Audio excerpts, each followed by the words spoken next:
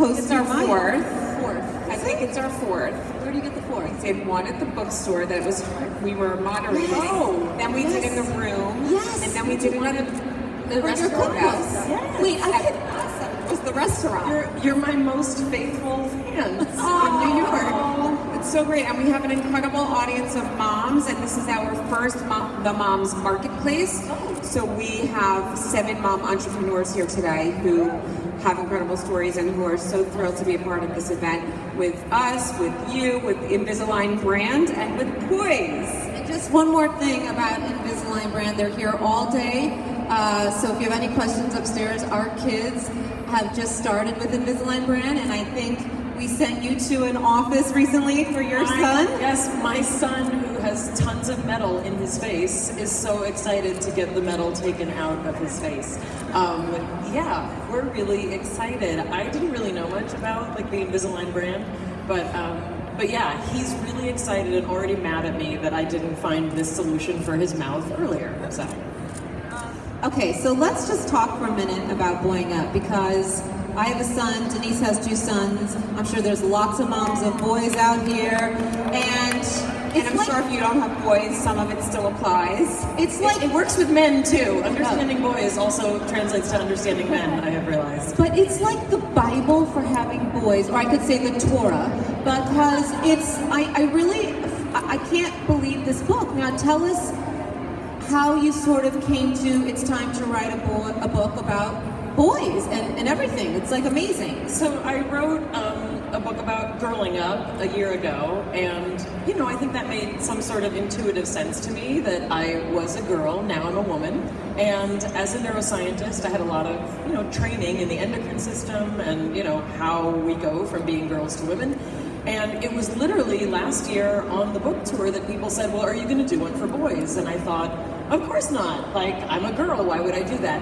And then people kept asking me, and I realized, you know, I'm trained as a neuroscientist, not of girls and women. I'm trained as a neuroscientist who's trained to understand the human body. And sorry, we need 1 minute on that, okay? Like, I think we need more. It's unbelievable that you're unbelievable. It is. It's like, it's so unbelievable that you are this Emmy-nominated actress and a neuroscientist all together. I don't want to say I'm a child actress. So I was a child star who grew up to be a mother of 2, an author, a working actress, and a neuroscientist. So to me, that is like... I don't do everything all at once. I mean, I took 12 years out of the industry to get my degrees and to have the children.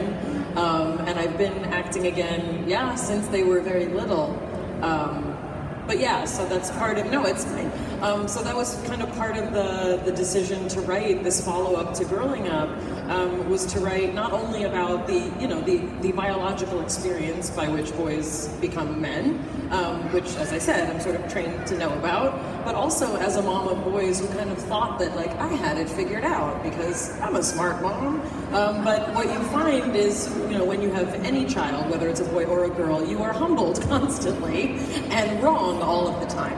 And even more so with boys, I realized that the ways that I was taught to communicate or deal with things when they bother me, that doesn't always work with boys. And even though we want to raise like sensitive boys and boys who can communicate well, which is super important, they also sometimes want to be alone when they're upset, and I have to learn how to be okay with that and to understand that that's also part of the process for a lot of boys, is to process in quiet, for example. It's also true of a lot of men. Like, I'm not kidding, that a lot of the things I was writing about and expanding on are things that, you know, there are differences between men and women, and while you think there really are, but we all have the same emotions, and that's something I talk about in Boying Up. You know, there's a special box on can girls get as angry as boys, right? Because we have this notion that like there's all these differences, but wait, so my kids aren't the only ones? My boys, yours get angry too? Oh yeah, we've got a lot of anger, and girls have anger too.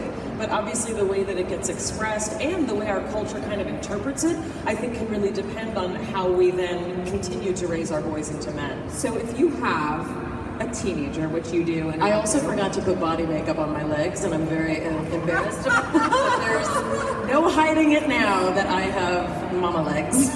Go ahead. They look great. Moms who all know what that's. It's a miracle that we're all showered in here. Yes, it's like, true. I mean, Speak for yourself.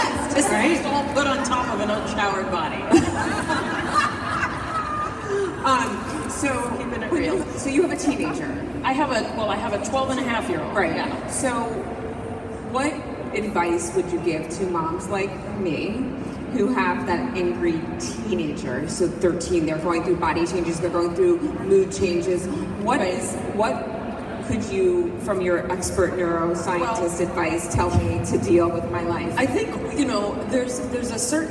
there's a place where this book ends and the rest of our lives begin.